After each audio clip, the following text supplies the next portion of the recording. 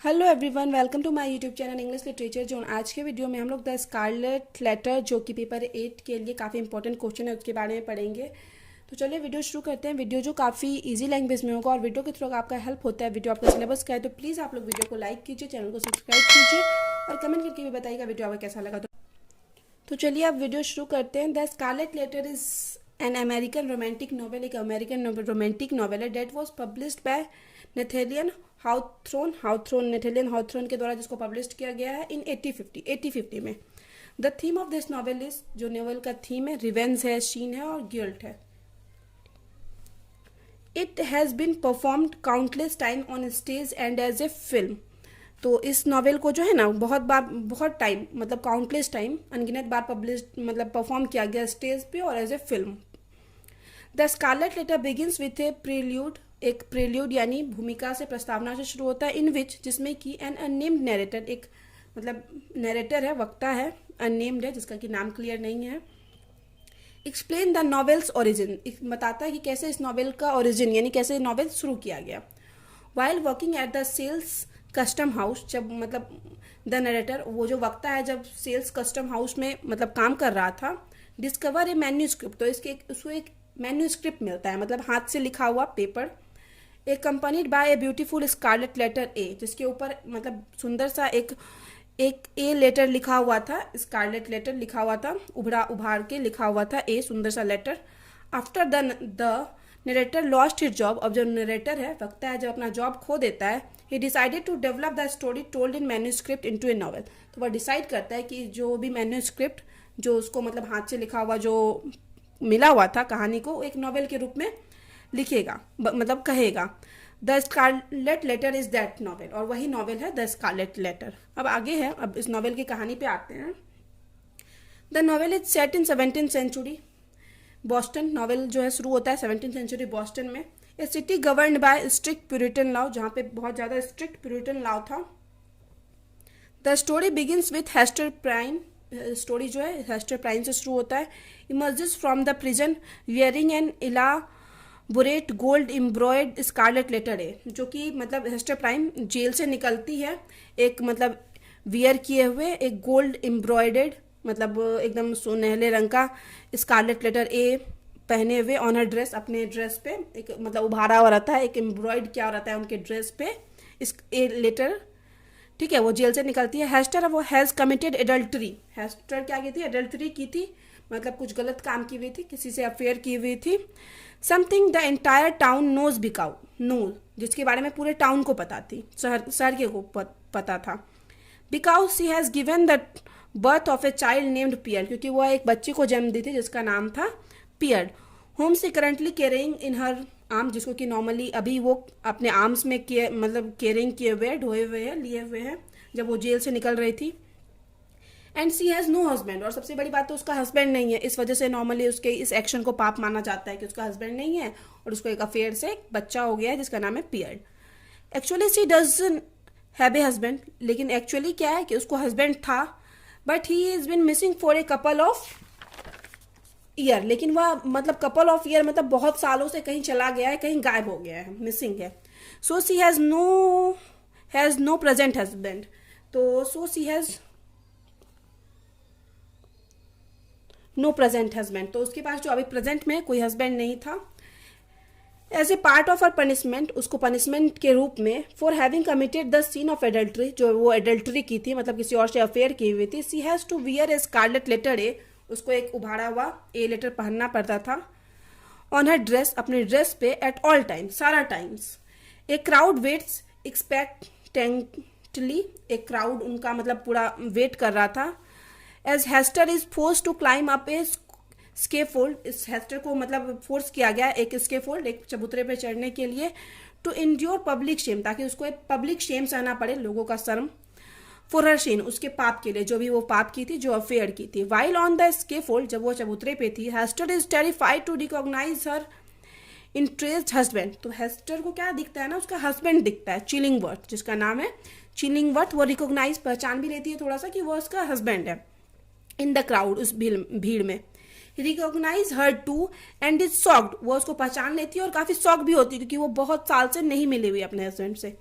चिलिंगवर्थ pretends not to know Hester, Chillingworth यहाँ पे pretend करता है कि वो हेस्टर को नहीं जानता है, and learn her story from a man in the crowd, और उसकी स्टोरी के बारे में जानने की कोशिश करता है क्राउड में आदमी से, जो चिलिंगवर्थ उसका रियल हस्बैंड है। Local reverend Arthur Dimmesdale commands Hester to reveal the man's name. अब लोकल रिवर्ड यानी लोकल पुजारी है डिम्सडेल, जो कमांड मतलब हेस्टर से पूछता है, आदेश देता है उसको कि रिवील करो द मैन नेम, उस आदमी का नाम। सी रिफ्यूजेस मतलब जिससे उसका अफेयर था, सी रिफ्यूजेस वह फिर मना कर देती है, and is sent back to her prison cell, और उसको दोबारा फिर से जेल में भेज दिया जाता है। बस उसको बेइज्जत करने के लिए सबके सामने बुलाया गया था, बाहर निकाला गया था जेल से। चिलिंगवर्थ पोजेजेस ए डॉक्टर, चिलिंगवर्थ जो कि उसका पहले हस्बैंड था एक डॉक्टर है, गेट इनसाइड द प्रिजन, एक डॉक्टर के रूप में प्रिजन के अंदर जाता है, जेल के अंदर, to speak with Hester, Hester से बात करने के लिए जो उसकी वाइफ है, एंड देयर फोर्सेज हर, और वहाँ पे उसको फोर्स करता है to promise never to reveal that he is husband, कि वो अपनी वाइफ को प्रॉमिस करता है कि तुम, कि जो फोर्स करता है कि प्रॉमिस करो कि तुम कभी रिवील नहीं करोगे, किसी के सामने एक्सेप्ट नहीं करोगे कि हम तुम्हारे हस्बैंड हैं। अब आगे 3 years पासेस, 3 साल बीत गए, मतलब वह जेल में थी, ऐसे मतलब सारा कुछ नॉर्मल। जो चिलिंगवर्थ है वो मतलब क्या था, डॉक्टर के रूप में काम कर रहा था। 3 साल बीत गए। Hester is let out of prison, अब हेस्टर को प्रिजन से निकाला गया, जेल से, and moves to the outskirt of Boston, और बोस्टन से कहीं दूर, कहीं बाहरी एरिया में वो रहने लगी। Hester refuses to tell Pearl what the scarlet letter signifies, और हेस्टर जो है उसकी बेटी भी बड़ी हो गई थी, पियर्ड जो कि उसके हाथों में थी जब छोटी थी, बड़ी हो गई थी, वो मतलब हमेशा अपनी बेटी को मतलब नहीं बताती थी, जो वो लेटर पहनती थी ए, उस लेटर के बारे में कि उसका क्या महत्व है, क्यों पहनती है, इस चीज़ के बारे में नहीं बताती थी। And Pearl becomes obsessed with the letter meanwhile, और पियर्ल को क्या था, वो तो मतलब उसको पूरा जानना था कि ये लेटर क्यों पहनती है। मीन वाइल तभी चिलिंगवर्थ इज वर्किंग इन बोस्टन, चिलिंगवर्थ जो है उसका मतलब हस्बैंड पहले वाला, वो बोस्टन में ही काम कर रहा था, एज ए फिजिशियन काम कर रहा था। The he has no formal medical training, जबकि उसके पास कोई मेडिकल ट्रेनिंग नहीं था, फिर भी वो एज ए फिजिशियन काम कर रहा था वहाँ पे बोस्टन में। One of his patient is Dimmesdale, उसका एक पेशेंट था डिम्सडेल, जो कि हम नॉर्मली पढ़े थे आगे में, शुरू में पढ़ रखे हैं आगे, कि डिम्सडेल जो मतलब पूछता है हेस्टर से, तो वही उसका एक पेशेंट रहता है चिलिंगवर्थ का, डिम्सडेल, हु हैज़ फॉलन इल, जो कि बीमार पड़ गया, विथ हार्ट ट्रबल, कुछ ना कुछ मतलब दिल की बीमारी से ट्रबल मतलब पीड़ित है।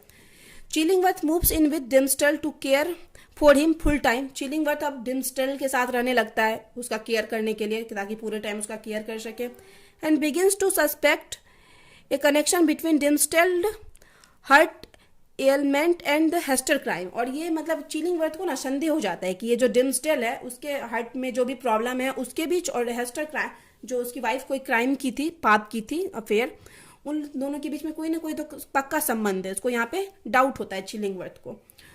When he discovered that, और जब इसको पता चलता है, Dimmesdale has carved a mark over his heart, कि डिम्सडेल है ना अपने हर्ट के ऊपर एक मार्क बनाए हुए हैं, that resemble Hester scarlet letter, जो कि बिल्कुल स्कारलेट लेटर जो उसकी पत्नी थी हेस्टर के मतलब मार्क से मिलता जुलता है, मतलब, और ये डिम्सडेल भी सेम मार्क्स बनाए हुए था अपने चेस्ट पे, हर्ट पे। चिलिंगवर्थ रियलाइजेस दैट, और चिलिंगवर्थ रियलाइज कर लेता है, यहाँ पे समझ जाता है, दैट डिम्सडेल इज हेस्टर लवर, की हेस्टर का जो लवर है वो डिम्सडेल ही है, यहाँ पे चिलिंगवर्थ समझ जाता है। चिलिंगवर्थ डिसाइडेड टू एक्सपोज डिम्सडेल, अब चिलिंगवर्थ डिसाइड भी कर लेता है कि वो एक्सपोज करेगा, सबके सामने सच्चाई लाएगा। अंडर चिलिंगवर्थ क्रूएल केयर, अब अंडर चिलिंगवर्थ के क्रूएल केयर के अंदर मतलब नो डाउट उसको पता चल चुका है कि मेरी वाइफ के साथ इसका अफेयर था, तो उसका ध्यान अच्छे से नहीं रखता है। डिम्सडेल हेल्थ डिस्ट्रॉयड, डिम्सडेल का हेल्थ और ज़्यादा खराब होते जा रहा है। डिम्सडेल बिगिंस पनिशिंग हिमसेल्फ, डिम्सडेल खुद को पनिश भी करने लगा है, फॉर हिज सिन, खुद के पाप के लिए, of adultery by beating himself with a whip, खुद को कोड़ों से पीटने लगा है, मतलब खुद के पाप के लिए, क्योंकि उसको लगता है कि वो पाप किया है, और इस वजह से हेस्टर को पनिशमेंट मिल रही है, और हेस्टर जो है उसका नाम भी रिवील नहीं कर रही है, तो इस वजह से ये गिल्ट में है डिम्सडेल। वन डे, एक दिन, Hester and his daughter saw that, Hester और उसकी डॉटर देखती है Chillingworth was doing to what Chillingworth was doing to Dimmesdale, कि चिलिंगवर्थ क्या कर रहा है डिम्सडेल के साथ। Then Hester went to Chillingworth, उसके बाद हेस्टर चिलिंगवर्थ के पास जाती है, एंड सेड दैट, और उसको कहती है कि यू स्टॉप ट्रबलिंग डिम्सडेल, कि तुम डिम्सडेल को प्रॉब्लम देना बंद कर दो, ट्रबल मतलब दिक्कत देना, but he does not listen to Hester, लेकिन वो हेस्टर का नहीं सुनता क्योंकि वो हेस्टर को तो पसंद ही नहीं करता है.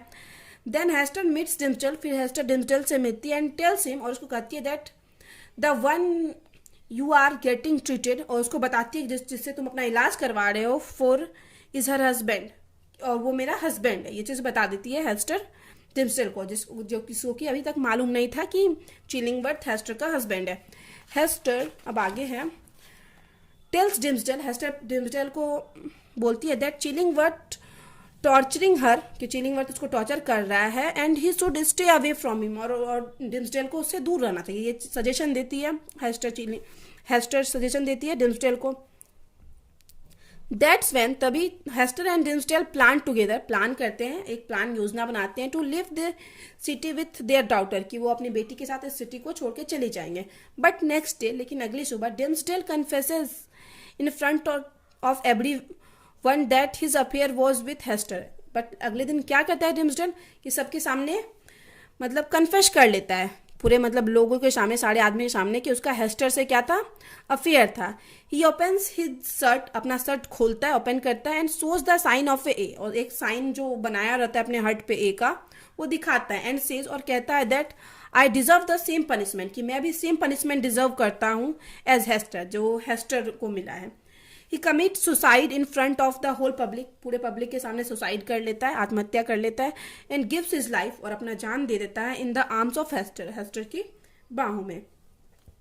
1 ईयर लेटर, अब 1 साल बाद, डिम्सडल के डेथ के बाद चिलिंगवर्थ ऑल्सो डाइज, चिलिंगवर्थ भी मर जाता है. And he gives all his property to Pearl, और वो सारी जो संपत्ति है अपनी पियर्ड को दे देता है, the daughter of his wife, जो कि उसकी वाइफ की डॉटर रहती है, पियर्ड के नाम कर देता है. आफ्टर सम, अब कुछ समय बाद, हेस्टर गेट्स हर डॉटर मैरिड, हेस्टर अपनी बेटी की शादी करती है टू ए वेल्दी मैन, एक पैसे वाले आदमी से, एक धनवान आदमी से. Now Hester start serving people to repent of her sin, अपने मतलब पाप का पछतावा करने के लिए लोगों का सेवा करना शुरू कर देती है अब हेस्टर, मतलब अपनी बेटी की शादी करवाने के बाद. आफ्टर सम टाइम, अब कुछ टाइम बाद, हेस्टर ऑल्सो डाई, वो भी मर जाती है. And she is buried near Dimmesdale graves, और उसको जो दफन किया जाता है डिम्सडल के ग्रेव, कब्र के पास ही दफन किया जाता है. ए मार्क ऑफ ए, और एक ए का मार्क, चिन्ह, is made on his grave, उसके कब्र पे बना भी दिया जाता है, जिसका कि साइन सिंबल रहता है. ए का मीनिंग एडल्ट्री की, जो भी वो अफेयर कर रखी थी. अब आगे है, so now we can say that, कि हम लोग कह सकते हैं Scarlet letter is one of the best romantic novel of Nathaniel Hawthorne का जो है one of the best work था स्कारलेट लेटर. तो यहाँ पे वीडियो खत्म होता है. वीडियो अगर आपको अच्छा लगा, आपके सिलेबस का है, तो प्लीज़ वीडियो को लाइक कीजिए, चैनल को सब्सक्राइब कीजिए और कमेंट करके बताइए वीडियो आपको कैसा लगा. मिलते हैं नेक्स्ट वीडियो में नेक्स्ट टॉपिक के साथ.